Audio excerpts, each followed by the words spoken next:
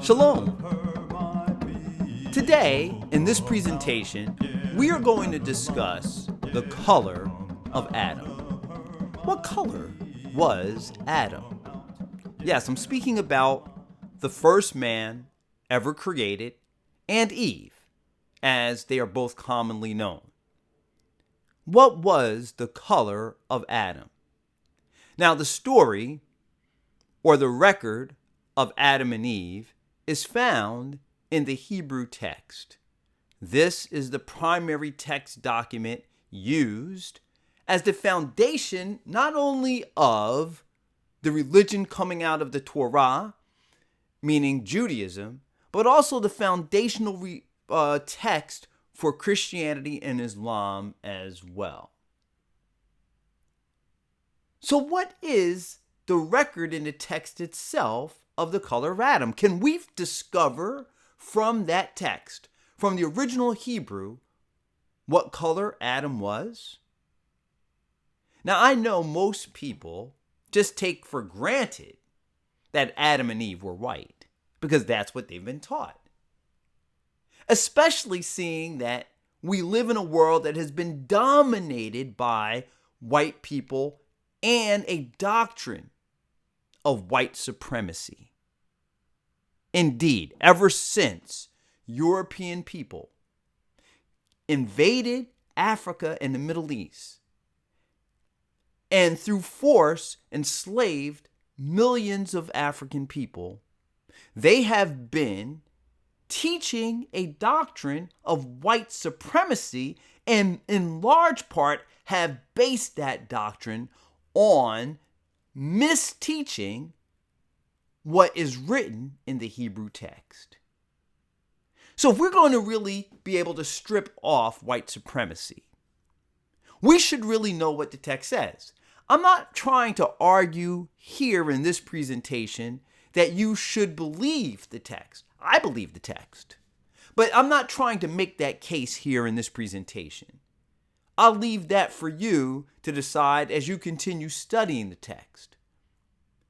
But whether you believe the text or not, you should know whether or not that text supports the idea of an Adam who was white or what the actual color of Adam would have been as revealed in the text. And that's what this presentation is all about.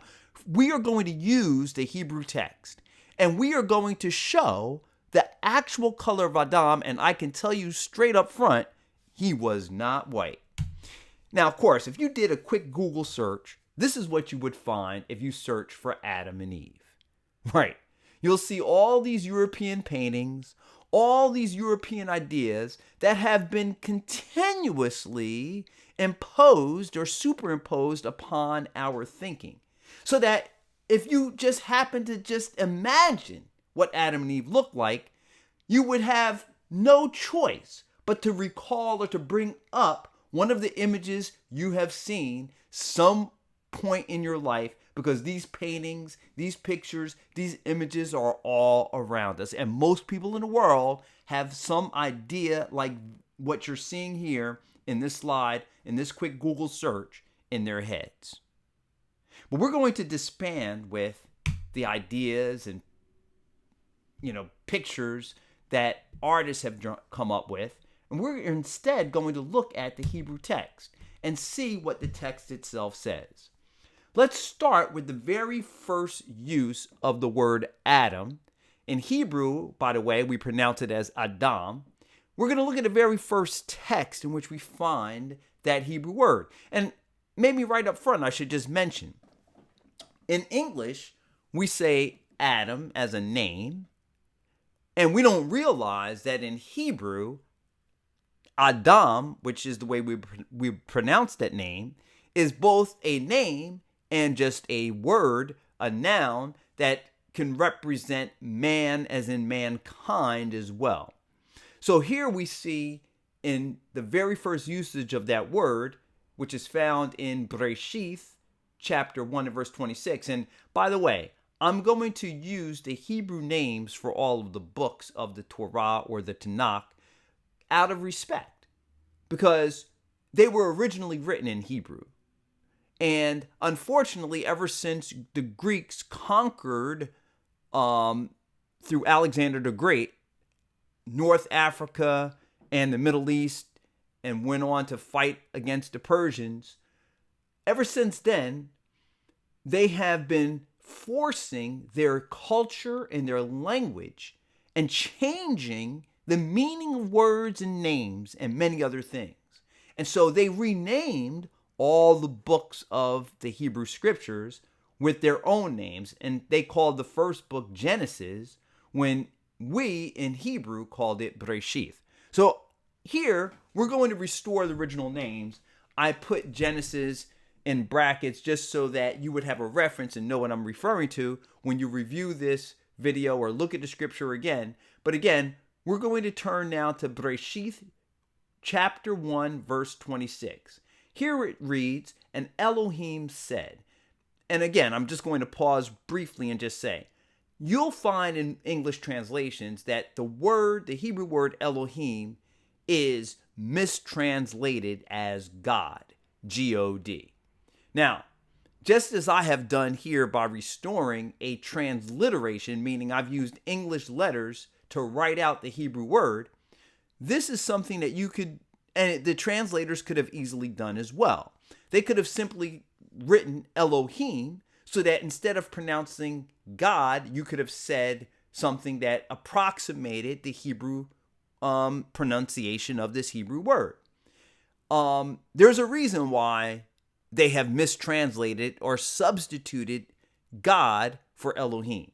And if you would like to know more on that, you can write me. I'll be happy to share. I have an article on that topic. What is the name of the creator that goes into this in full detail. But for now, just realize that anytime you see the word Elohim, this is what is actually in the Hebrew text and not the English word God. So here it says, "And Elohim said, let us make man." Again, the Hebrew translated here as man is Adam. "Let us make man in our image, after our likeness. They shall rule the fish of the sea, the birds of the sky, the cattle, the whole earth, and all the creeping things that creep on the earth." As I said, this is the very first use of the Hebrew word Adam. What does it mean? Now, if we were to look at this word, we're going to notice that it's made up of 3 Hebrew letters. The first letter is Aleph.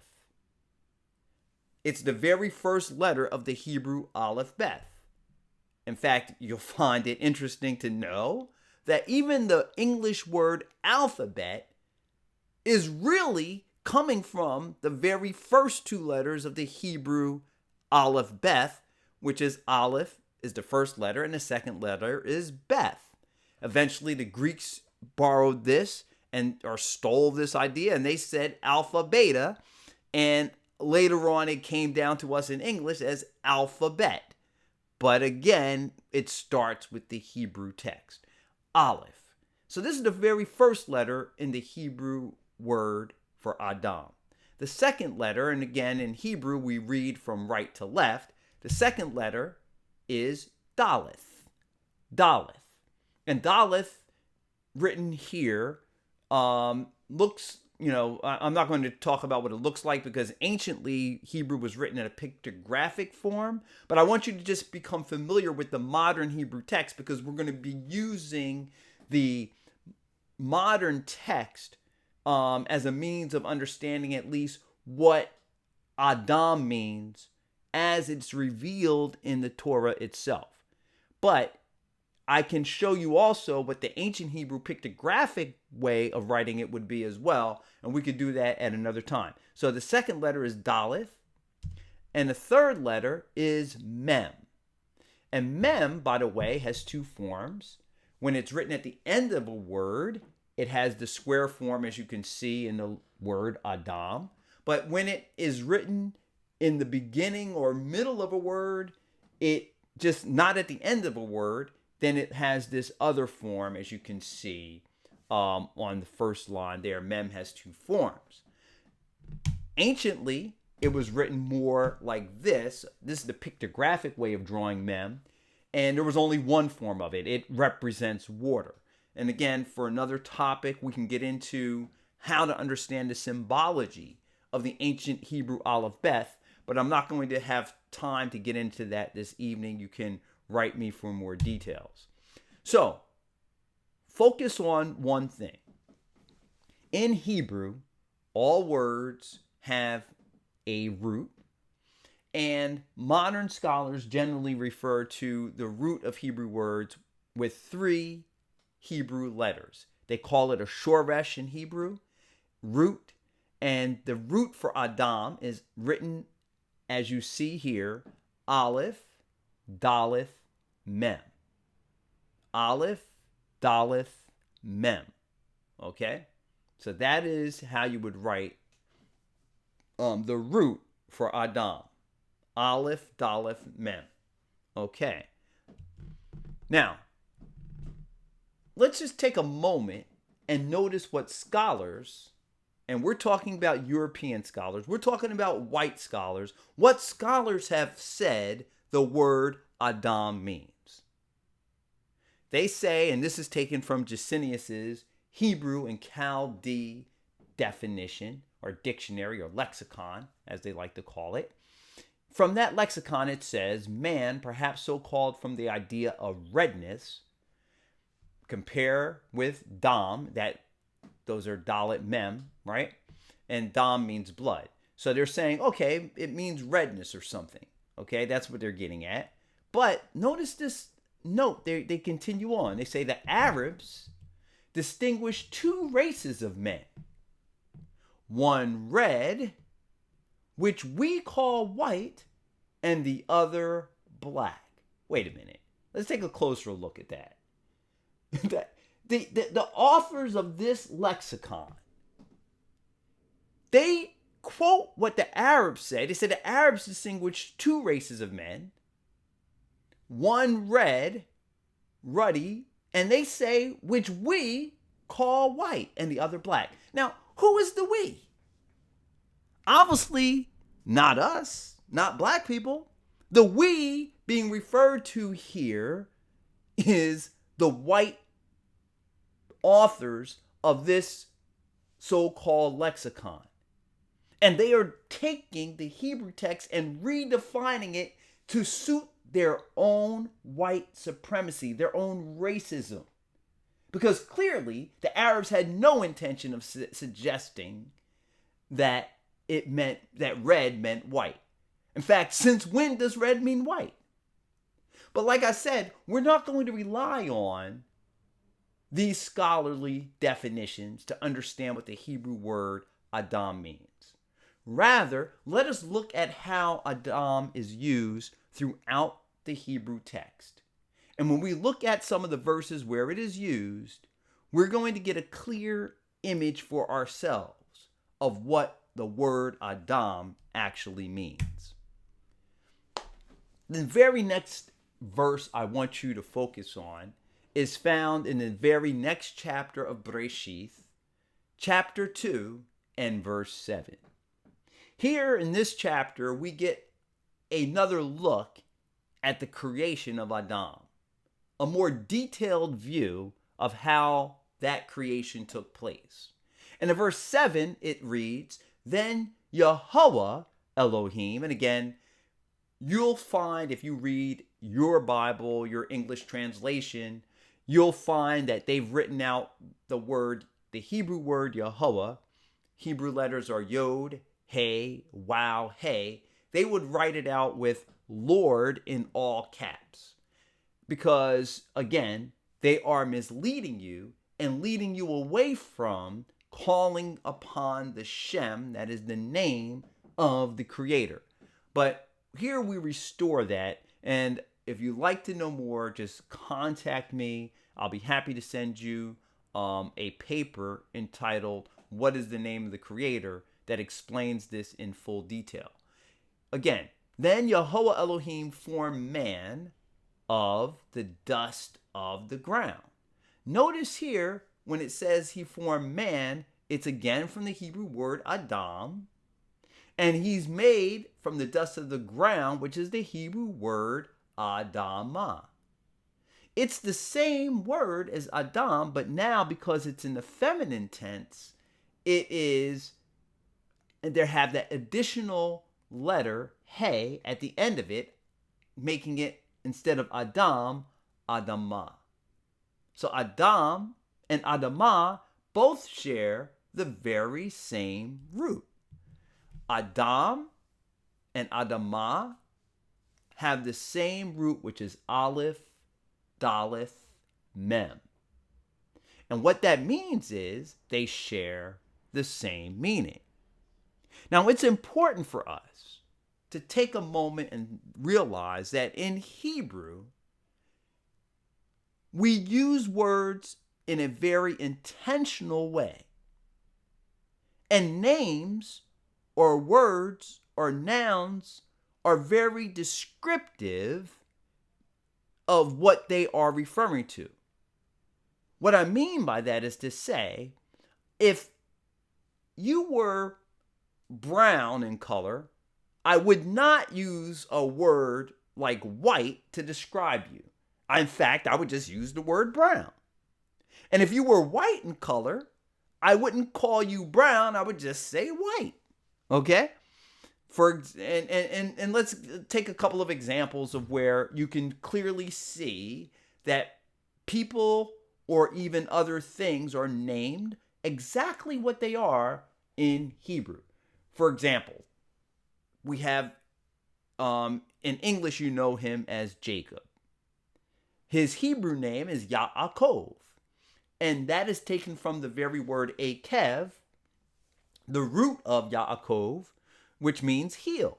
And that's because when he was born, he reached out his hand and grabbed his brother's heel. So he was a heel catcher. His name was Yaakov. Okay? And there are countless examples of this all throughout the text, which, again, be happy to take more time and talk about that later. But let's move on, just knowing that when you have a name, it's descriptive. It's characteristic. And so the Hebrew word Adam is not going to be something other than characteristic. It's going to be very characteristic of what Adam looked like. So if Adam shares the same root as Adamah, then we can look at the Adamah, meaning the ground, and get a better understanding of what Adam looked like. Now, look at the ground. It's right there behind these white words, the letters. I've got the letters in white, and the difference between white and brown is so clear that you're able to read, that contrast is so strong that you're able to read those letters against that brown background. Now, clearly, brown is different than red. But we're going to talk more about that because I know some people might say, okay, you made a good point. Adam should be like the Adamah, but maybe it was talking about red ground. I guess red ground, I mean, most of us know what ground looks like. I didn't go searching all over the world to try to find brown ground. But we're not going to rely on this one verse. We're going to look at several verses and let the abundance of the evidence speak for itself. So let's move on. Now, in Breshith, again, the same book of the first book of the Torah, and you know, the word Torah refers to the first 5 books of what most people refer to as the Bible, and we can talk about whether that's the right word to use. Again, it's not, because it's a Greek term, right? We want to use the Hebrew, so we would say Torah. But again, we're in the first book, and now we're in chapter 28. 28 and verse 17. And in this chapter, we're reading about the construction of the tabernacle. Mishkan is the Hebrew word, and all the garments that were being made for the priests, and that is the high priest and his sons. And one part of the garment that was made for the high priest was called a breastpiece. The breastpiece was square, and it had 4 rows of stones. 4 rows of stones. And in verse 17 of chapter 28, it says that you should set in it mounted stones in 4 rows of stones. The first row shall be a row of carnelian, chrysolith, and emerald. Now, notice that the Hebrew word translated in this verse as carnelian, and depending on the translation you use, which by the way I'm using in this presentation, the Jewish Publication Society translation, that's the JPS, but you may be using any other English translation, and you may see slightly different words being used here. For example, carnelian may appear as a sardius or a sardine. But if you look up a sardius stone as opposed to the carnelian stone, you'll see that they're basically synonyms. They're the same stone. And the Hebrew is the same, regardless of what the English translation is, and the Hebrew is odem. And the odem stone is the carnelian stone. Now, what is the odem? Notice it's spelled the very same way as Adam. Aleph, Dalet, Mem. So here is another piece of evidence. If we know what a carnelian stone and odem stone looks like today, this will help us understand what Adam looked like.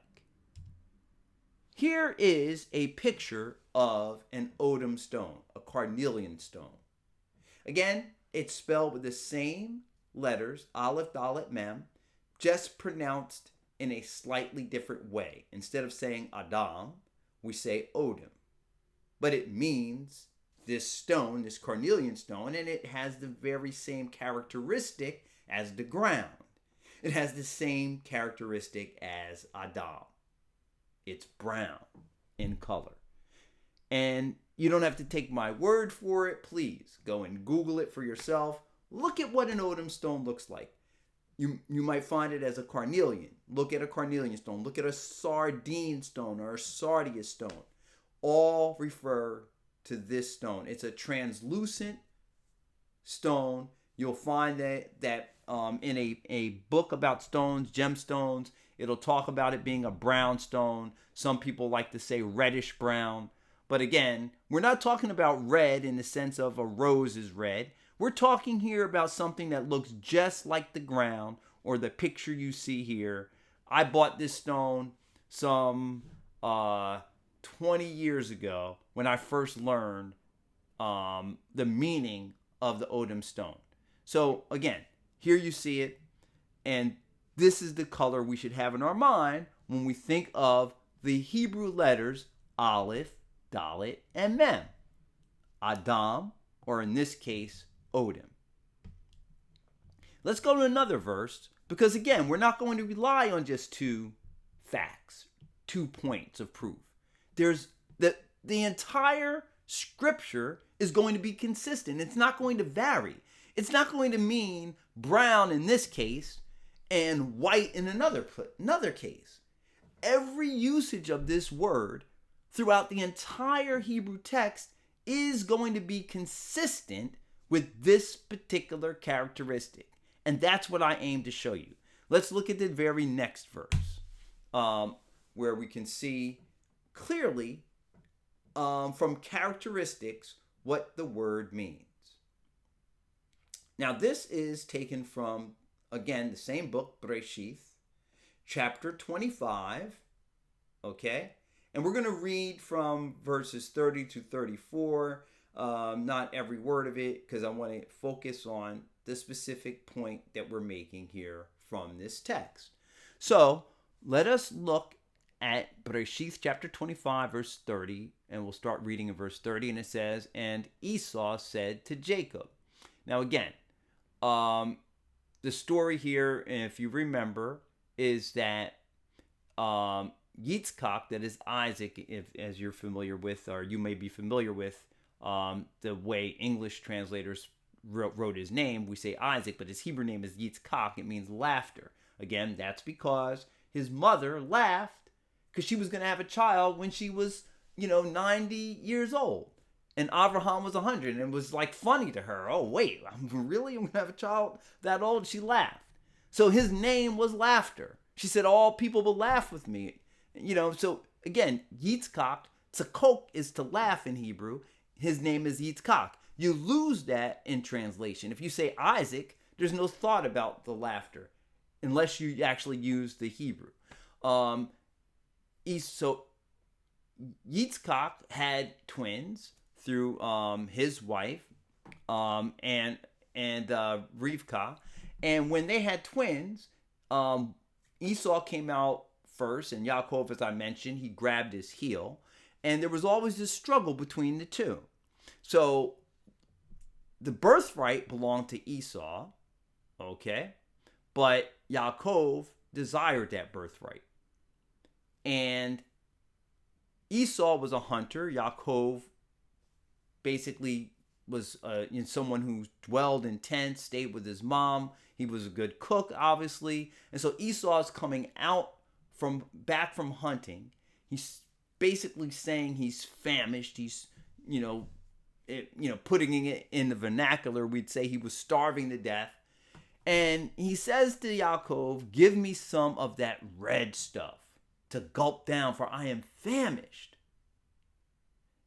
Now, let's pause for a moment. Notice he says, give me some of that red stuff. This is again the English translation. The translators refuse to use the English word brown, so instead they just say red. But the Hebrew is interesting because it's translated from the same letters, Aleph, Dalet, Mem, with the definite article in front. He literally says, give me some of that ha'adom, ha'adom. It's repeated. And repeating something like that is sort of a usage in Hebrew to sort of say, it's very much so that way. Ha'adom, ha'adom. They're really, really brown stuff. To gulp down, for I am famished. Which is why he was named Edom. Yaakov then gave Esau bread and lentil stew. So if we look at lentil stew, we will get a sense of what he actually ate and what was the ha'adom ha'adom, this ha'adom ha'adom stuff. And what does lentil stew look like? Let's again take a look at a photograph of lentils. Here is cooked lentils, because it was cooked lentils. By the way, it wasn't uncooked, right? It was cooked lentils. And here's a spoonful of cooked lentils, lentil stew. Ha'adom, ha'adom. The red stuff, as the Jewish Publication Society translated it. Clearly, Adam is brown, not red. It's not brown. It's not red. It's brown. That's the color I see when I cook lentils. That's the color you'll see if you cook lentils. It's brown stuff. And again, this is consistent with the ground and with the carnelian or odem stone. Look at this stone on a black man's hand. I mean, not the stone, the lentil. Look at the lentil on a black man's hand.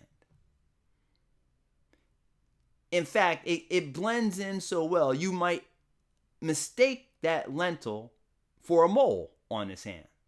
But it's literally just a lentil resting on a black man's hand. That's how much it is identical to a black man, because after all, black people, we don't have black skin. Our skin is brown, various shades of brown, but all black people have brown colored skin. The color of the ground, the color of the odem stone, the color of the lentils, the color of Adam.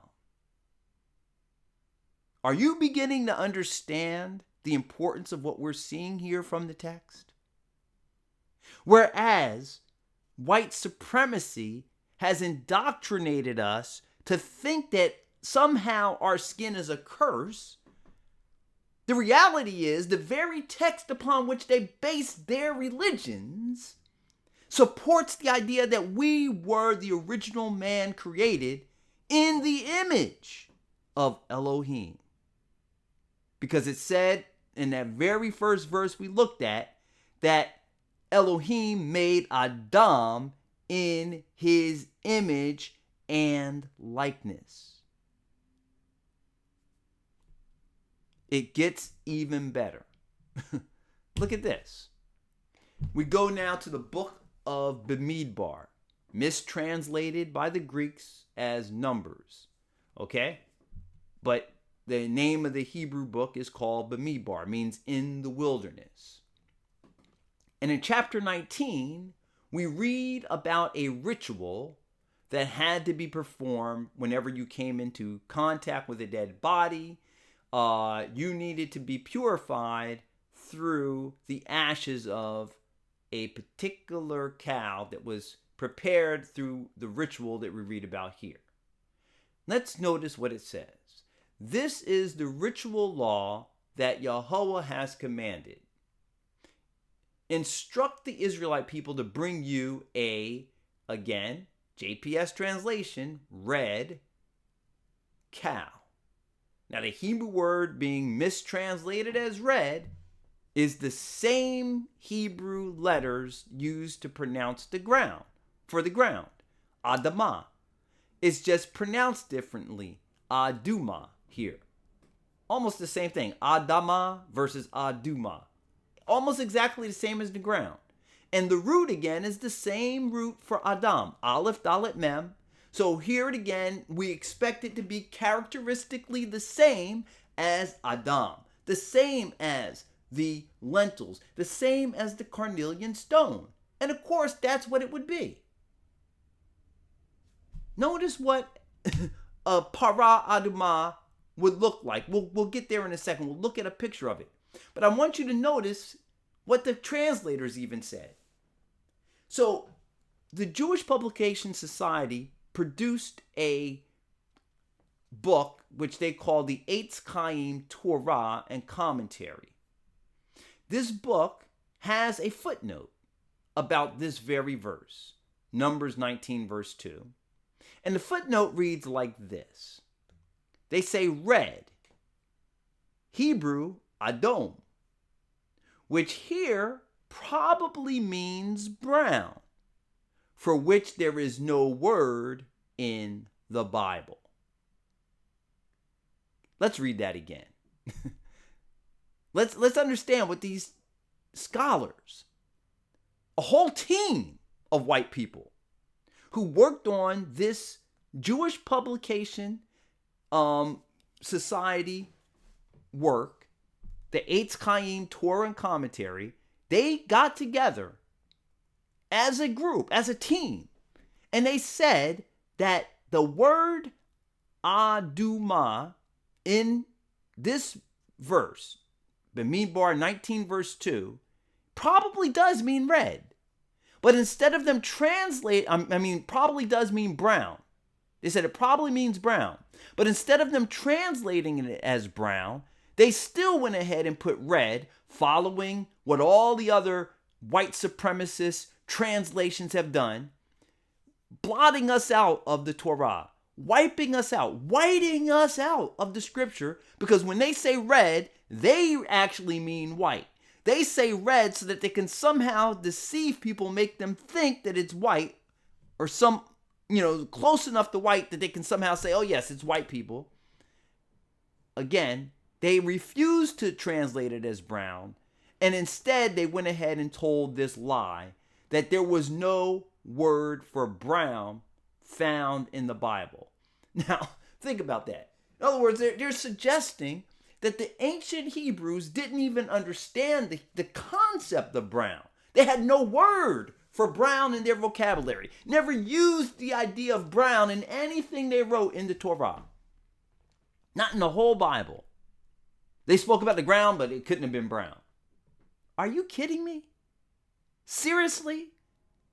I mean, this is open admission of dishonesty, of a dishonest, racist translation. Because clearly here, it should have said a brown cow.